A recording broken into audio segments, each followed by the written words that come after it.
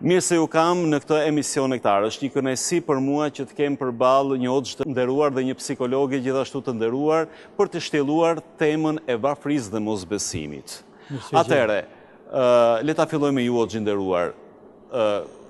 Kush e ka thënë këtë lutje, kush e ka artikuluar, nga se vjen pra një historik në një farë mënyrë të kësaj lutje dhe më pas një zbërthim nga pikpamja etike, nga pikpamja fetare, nga pikpamja psikologjike, nga pikpamja shpirtërore e kësaj lutje. Bismillahirrahmanirrahim.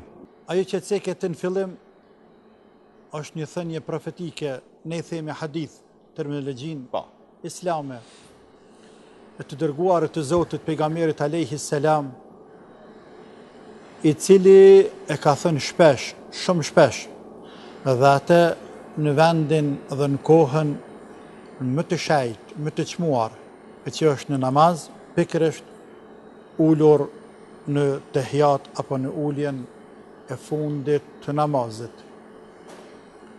Pra prej duave lutjeve të cilat i ka bërë ai bekuar ka qenë edhe kjo: o Zot, më ruaj nga kufri, mosbesimi, më ruaj nga varfëria, fukaralluku, më ruaj nga dënimi i varrit.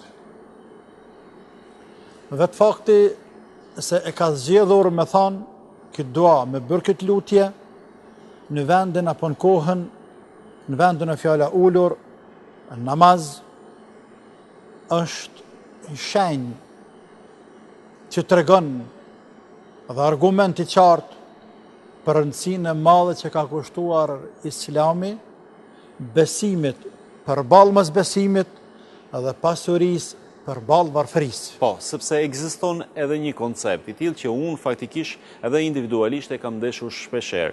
Nga njerëz jashtë besimit ka një perceptim që në besim monumentalizohet varfëria dhe jo pasuria.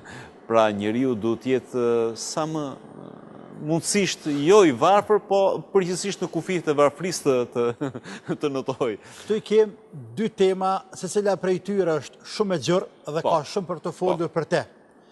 Çështja e parë, thënia e parë profetike e pejgamberit të bekuar: o Zot, më ruaj nga mosbesimi. E çka do të thotë mosbesim?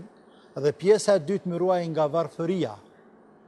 Janë të ndara, por të njëjtën kohë dhe bashkohen. Ai ka bashkuar në të njëjtën lutje dua, e që jep me kuptu se ka një lidhje mes këtyre dyjave.